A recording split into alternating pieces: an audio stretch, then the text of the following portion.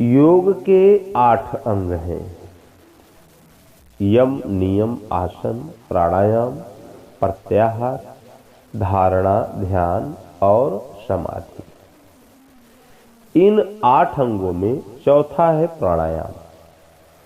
जब हम उस एक आत्म तत्व के चिंतन में लगते हैं, तब इसकी राह में आने वाला जो चौथा विश्राम होता है, चौथा जो पड़ाव आता है, वो प्राणायाम है। सांसारिक व्यवहार में इस प्राणायाम का प्रयोग तो कदापि नहीं है।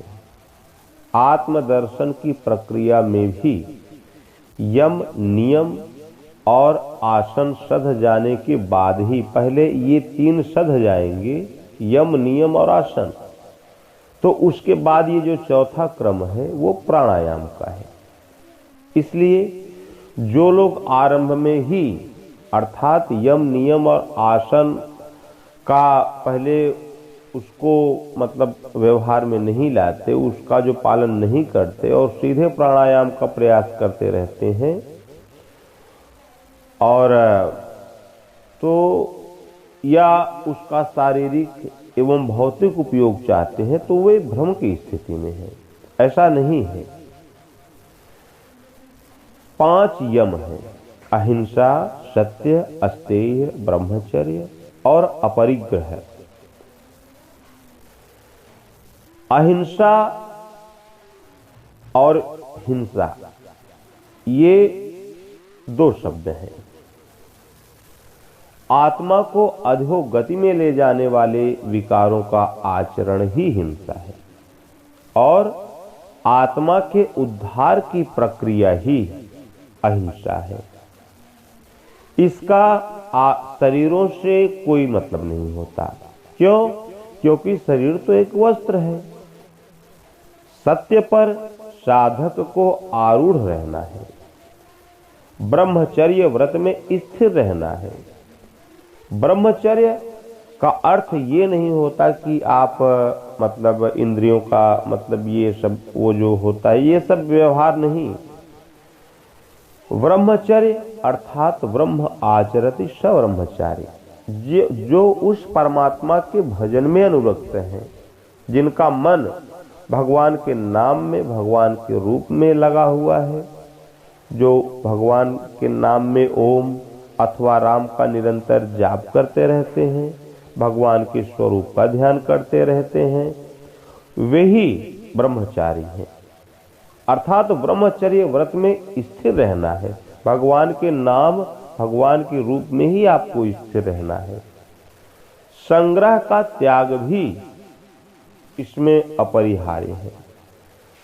संग्रह, ये संसार में आपको संग्रह का इससे कोई मतलब नहीं है। आप क्या संग्रह करते हैं, क्या नहीं संग्रह करते, ये सब फालतू की बातें हैं। मनुष्य संग्रह करता है तो वो हृदय में करता है, चाहे विकारों का, सद्विकारों का संग्रह करे, चाहे कुविचारों का संग्रह करे। हृदय देश में एक भगवान के नाम का, एक भगवान के स्वरूप का ध्यान का संग्रह करें आप। इनका अभ्यास करें, क्योंकि इनके अभ्यास से शौच, संतोष, स्वाध्याय, तप और ईश्वर प्रणिधान के नियमों का पालन होने लगता है। भगवान श्री कृष्ण कहते हैं कि अभ्यासेन तु कौन्तेय वैराग्येन च गृह्यते। अभ्यास वैराग्य अभ्यातान चित्त निरोधः। अभ्यास और वैराग्य के द्वारा ही इंद्रियां निरुद्ध होती हैं। तो जब आप नाम के जाप का अभ्यास करते हैं, भगवान के स्वरूप को हृदय में देखने का अभ्यास करते हैं, तो इस अभ्यास से शौच, संतोष, स्वाध्याय, तप और ईश्वर प्रणिधान के नियमों का पालन होने लगता है। इन नियमों के पालन से आसन की क्षमता आती है। आसन शरीर के बैठने का नाम आसन नहीं है। मन को स्थिर करने का नाम आसन है, मन को बैठाने का नाम आसन है। आप भजन में जैसे अब आपने जैसे ये मन में विचार किया कि हम नाम जपेंगे और बैठ गए किसी आसन से लगाकर, तो नाम तो आपने श्वास आई तो उसको देखा, श्वास कब बाहर गई उसको देखा, 2-4 बार आपने देखा, फिर उसी श्वास में नाम को ढाल दिया। श्वास भीतर गई तो ओम, बाहर आई तो ओम, भीतर गई तो ओम, बाहर आई तो ओम, 4-6-10 बार आपने देखा। और आपका नियम है कि हम 2 घंटे भजन में बैठेंगे, किंतु ये जो श्वास में आप नाम जपते हैं तो वहां आपका मन केवल 2 ही मिनट, 4 ही मिनट, 5 ही मिनट लगता है, तो फिर आपका वो 2 घंटे बैठने से कोई मतलब नहीं होता, उससे कोई अर्थ नहीं निकलता, क्योंकि शरीर को बैठाने का नाम आसन नहीं है, बैठाना है आपको मन को। आप शरीर बैठा है, मन अपना टहल रहा है, मन कहीं अन्यत्र चल रहा है, वो उसके अंदर विचार कुछ और आ रहे हैं, तो ये आसन नहीं है। आसन में आपको मन को स्थिर करना है, तो ये क्षमता आपको अभ्यास से ही मिलेगी। भगवान के नाम का खूब जाप करें, भगवान के स्वरूप को देखें, अभ्यास करें, अभ्यास करते करते आसन की क्षमता आ जाती है, अर्थात मन स्थिर होने लगता है। और जब आसन की क्षमता आई तो स्थिर सुखम आसनम, महर्षि पतंजलि कहते हैं कि स्थिर और सुखपूर्वक बैठने का नाम ही आसन है। सुख का उतार चढ़ाव मन पर है, तन पर नहीं होता। धन धान्य सुख समृद्धि की प्रचुरता होते हुए भी चक्रवर्ती सम्राट दशरथ थे, किंतु उनके आंखों में आंसू थे, नींद नहीं थी। माता कौशल्या के अंतिम दिन रोते हुए व्यतीत हुए। सब कुछ होते हुए भी कभी कभी मन को ऐसी ठेस लग जाती है कि मनुष्य वो कहीं शांत एकांत में चला जाता है कि यार किसी से मुलाकात ना हो, किसी से भेंट ना हो। कई दिनों तक वो एक विक्षिप्त की भांति अपना एकांत में इस समय व्यतीत करता है। आसन तो इतना दृढ़ हो गया उसका कि अपना शांत एकांत में वो कई दिन पड़ा रहता है, किंतु उसके पास सुख कहां। तो महर्षि पतंजलि कहते हैं कि प्रयत्न शैथिल्यांत समापत्तिभ्याम, यम और नियम में जो प्रयत्न किया गया है, जो अभ्यास किया गया है, उस प्रयत्न में शिथिलता आ जाए, ये सहज होने लगे, अर्थात अनंत परमात्मा में मन लगाने से ही आसन सिद्ध होता है। अच्छा, जैसे मान लीजिए कि यदि केवल शरीर के बैठने का नाम आसन होता तो परमात्मा में मन लगाने की क्या आवश्यकता थी।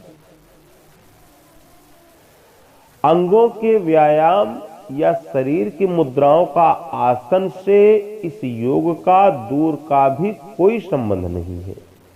संसार में ऐसे महापुरुष हुए हैं जैसे अष्टावक्र, उनके तो वे उनके अंग 8 जगह से टेढ़े मेढ़े थे, उनके हाथ पांव सीधे हो ही नहीं सकते थे, तो वो कौन सा आसन लगाते आप ही बताइए। किंतु अष्टावक्र अपने युग के सर्वोपरि महापुरुष हुए, योगेश्वर और तत्वदर्शी महापुरुष हुए।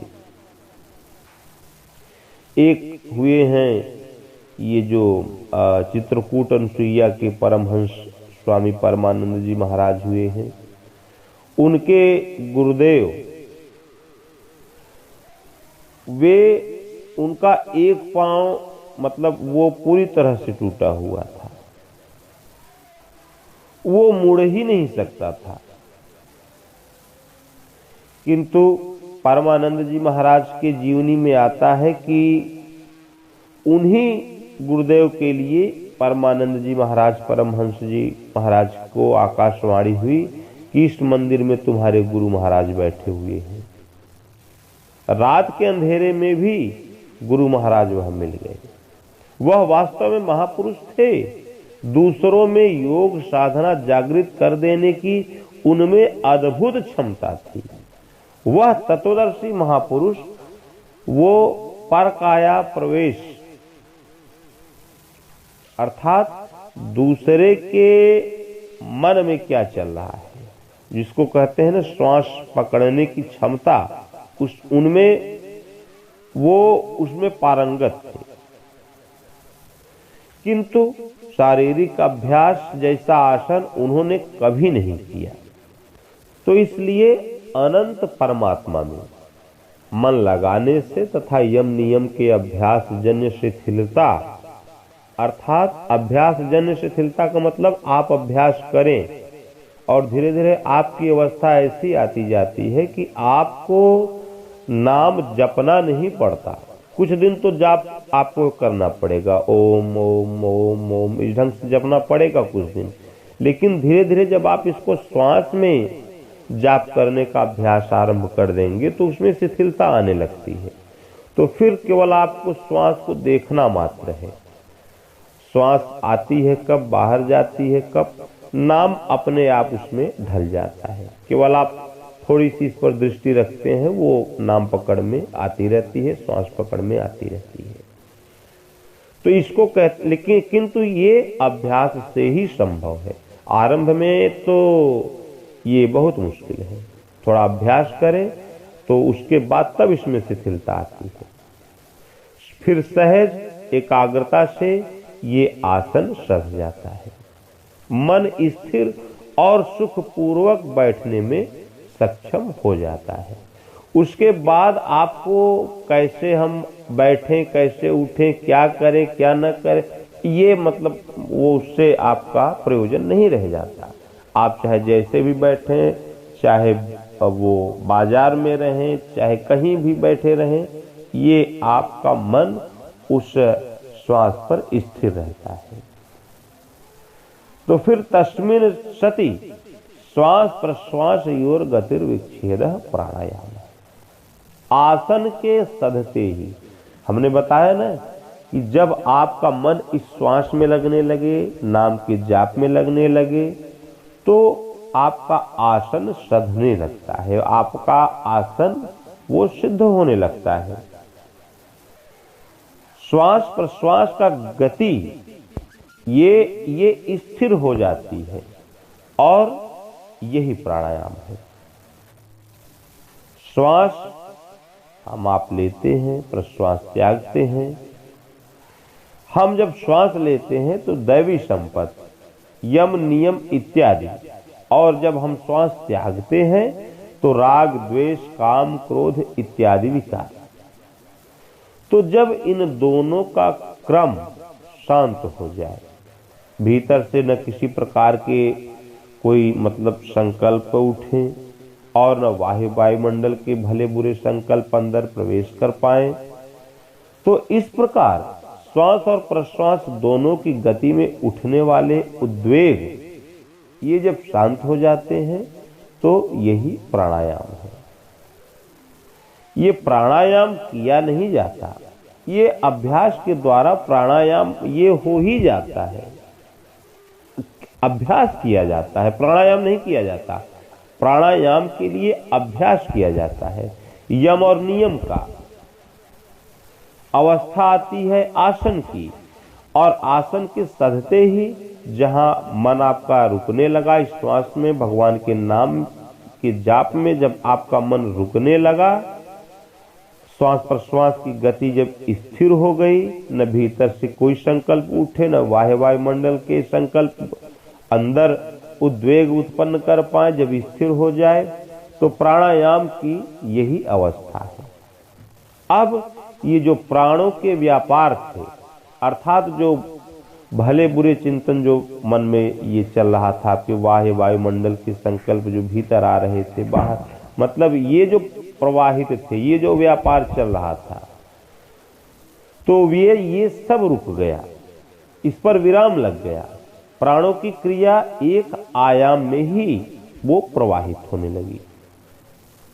और एक साधक का लक्ष्य भी तो यही होता है कि जो चित्तवृत्ति भटक रही है संसार में, तो उसको रोकना, यही तो लक्ष्य होता है साधक का। तो इतना करने पर साधक का लक्ष्य वो प्राप्त हो जाता है। इसको प्राणायाम हमारा अभीष्ट है, इस स्थिति को प्राप्त करना है। इसलिए प्राणायाम की विधि बताते हुए महर्षि पातंजल कहते हैं कि वाह्याभ्यंतर भवति देश काल संख्या भी परिदृष्टो दीर्घ सूक्ष्म। अर्थात श्वास और प्रश्वास को आप देखें कि मन कितनी देर के लिए कहां कहां गया। बाह्य वृत्ति वह है जो बाहर विकारों में आपको ले जाती है, प्रकृति की ओर ले जाती है, मोहमयी अनंत प्रवृत्तियों की ओर, अंधकार की ओर ले जाती है। अभ्यंतर वृत्ति विवेक, वैराग्य, सम, दम, ध्यान, धारणा और समाधि का विश्लेषण करती है। और स्तंभ वृत्ति स्थिर वृत्ति है जो नाम या रूप के तद्रूप रहती है। इसे देश काल और संख्या द्वारा देखने पर यह दीर्घ सूक्ष्म होती जाती है।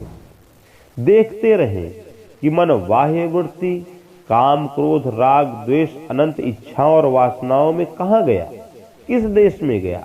राग में गया तो राग ही उसका देश हो गया। काल अर्थात कितने समय तक वहां रुका, संख्या भी परिदृष्टो, संख्या के द्वारा देखें, अर्थात गणना करें कि कितने समय तक यह वहां रुका। फिर मन को वहां से हटाकर फिर अभ्यास में लगावे, स्तंभ वृत्ति में लगावे, अर्थात नाम या रूप में लगावे, स्थिर करें। अभ्यंतर वृत्ति में मन है तो देखें कि वृत्ति विवेक, वैराग्य इत्यादि में से किसका चिंतन कर रही है। यदि वृत्ति वैराग्य में है तो वैराग्य इसका देश हो गया।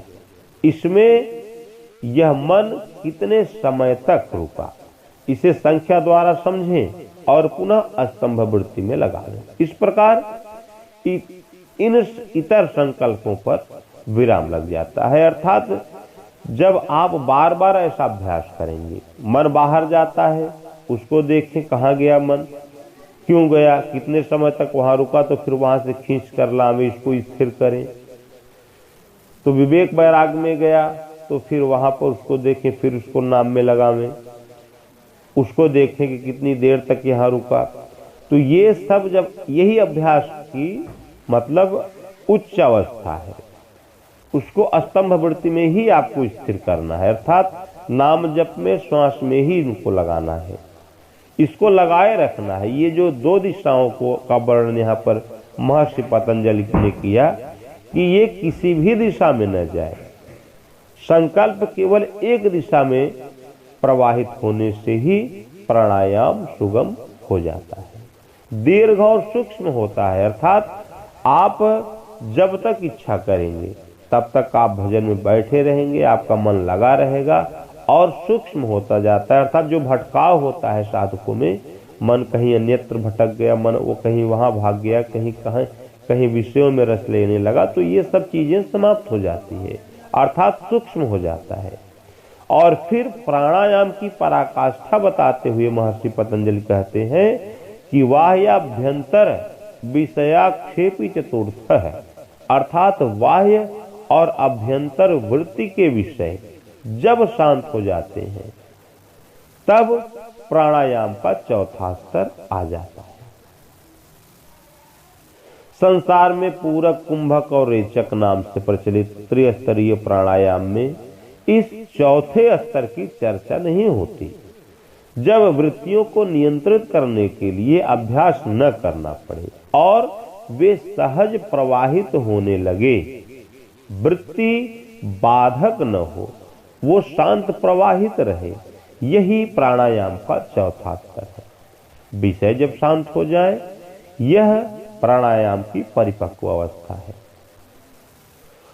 न तो बाहर से बाह्य और अभ्यंतर वृत्ति के विषय शांत हो जाए, अर्थात न तो बाह्य चिंतन कोई हो, न अंदर कोई चिंतन हो, एकदम इन सब से आपका जो चित्त है, वृत्ति है, वो स्थिर हो जाए, शांत हो जाए, केवल नाम में ही लगा रहे। इसी का नाम प्राणायाम है। प्राणों का याम अर्थात प्राणों का रुक जाना। ये जो भटकती हुई आपकी वृत्तियां हैं, इनका रुक जाना ही प्राणायाम का ये सिद्धावस्था है। इस प्रकार प्राणायाम में वृत्तियों को शांत करना है, संकल्पों पर विराम लगाना है, एक निर्धारित दिशा में अर्थात केवल भगवत भजन में, भगवान के चिंतन में, भगवान के नाम में, भगवान के रूप में, श्वास में, इसमें एक निर्धारित दिशा में ही मन को प्रवाहित करना है, न कि श्वास को तोड़ना मरोड़ना है। अरे श्वास बच्चों में बच्चों जैसी आती है, वृद्धों में वृद्धों जैसी आएगी, युवकों में युवकों जैसी आएगी। कोई रोगी है तो उसके साथ उस ढंग की श्वास उसकी रहेगी। श्वास सहज स्थूल शरीर की जीवनचर्या है। छित जल पावक गगन समीरा पंच रचित यह अत्यधम शरीर है। ये जो शरीर है, ये छित जल पावक गगन और समीर से यह शरीर निर्मित है। कुछ लोगों ने कहा कि ये पानी का बुलबुला है, वैज्ञानिकों ने शोध किया तो यही सत्य मिला, 6% ठोस मिला। तो इसमें आपको ये घटाना बढ़ाना नहीं है, इसे घटा बढ़ाकर जीवन को प्रकृति प्रदत्त प्रणाली में बाधक न बनाओ। बाधा पहुंचाएंगे तो श्वास को घटाएं बढ़ाएंगे तो फिर प्राणायाम तो संभव नहीं है। कोई न कोई रोग जरूर आपको पकड़ लेगा, उनका याम हो जाएगा, लेकिन प्राणों का याम नहीं हो पाएगा। क्यों? क्योंकि प्राणायाम में वृत्तियों को रोकना है, वृत्तियों में उठने वाले बाह्य और अभ्यंतर विषयों को शांत करना है। इसमें आपको श्वास के साथ उठने वाले संकल्पों को रोकना है, न कि श्वास प्रश्वास को, इसमें डिस्टरबेंस उत्पन्न करना है। प्राणायाम में श्वास प्रश्वास में उभरने वाले विषयों को रोकना है, न कि इसमें खींचतान करनी है आपको। श्वास की सहज प्रणाली में बहुत खींचतान करने से आपको प्राणायाम तो नहीं होगा, लेकिन कोई न कोई रोग अवश्य घेर लेगा। प्राणों के व्यापार को नाम में, प्रणव में, ध्यान में, भगवान के स्वरूप में या ब्रह्म विद्या में लगाना है, जिसमें संपूर्ण योग विधि आ जाती है। इन तीन के अतिरिक्त मन को ले जाने की चौथी जगह नहीं है। प्राण के व्यापार को स्थिर करके आत्म स्वरूप में प्रवाहित करना ही प्राणायाम है। फिर इसके बाद तथा छियते प्रकाशावरणम, प्राणायाम के सत्य ही प्रकाश अर्थात ज्योतिर्मय परमात्मा और आपके बीच ये जो संस्कारों का जो परत पड़ा हुआ है ना, जो आवरण पड़ा हुआ है, जो व्यवधान पड़ा हुआ है, जो ये परत है, ये क्षीण हो जाता है, नष्ट हो जाता है। तो इसलिए सांस को न घटाएं न बढ़ाएं, केवल शांत बैठ जाएं। श्वास कब अंदर गई, कितनी रुकी, कब बाहर आई, बाहर कितना रुकी, इसे जाने। जब मन देखने लगे, जानने लगे, तो धीरे से चिंतन में नाम को ढाल दें। श्वास आई तो ओम, श्वास बाहर गई तो ओम, फिर श्वास जब अंदर आई तो ओम, बाहर गई तो ओम। इस दिन किंतु इसे कुछ दिन आपको ढालना पड़ेगा। उन्होंने बताया ना कि अभ्यास वैराग्य अभ्यातान चित्त निरोध, अभ्यास और वैराग्य के द्वारा ही चित्त निरुद्ध होता है। तो इसलिए अभ्यास करना पड़ेगा आपको कुछ दिन ऐसे नाम का जाप इस ढंग से आपको करना पड़ेगा श्वास में। फिर उसके बाद जब चिंतन का एक स्तर है, उसका नाम है पश्यंती।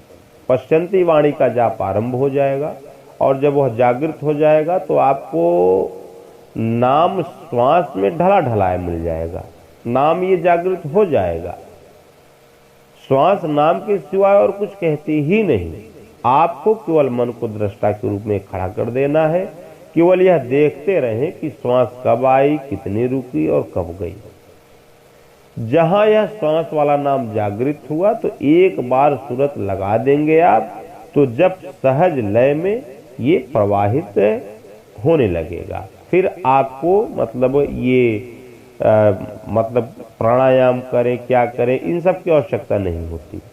ये जब सहज ही ये प्रवाहित होने लगेगा, इसी का नाम है प्राणायाम। योग के 8 अंग हैं: यम, नियम, आसन, प्राणायाम, प्रत्याहार, धारणा, ध्यान और समाधि। इन 8 अंगों में चौथा है प्राणायाम। जब हम उस एक आत्म तत्व के चिंतन में लगते हैं, तब इसकी राह में आने वाला जो चौथा विश्राम होता है, चौथा जो पड़ाव आता है, वो प्राणायाम है।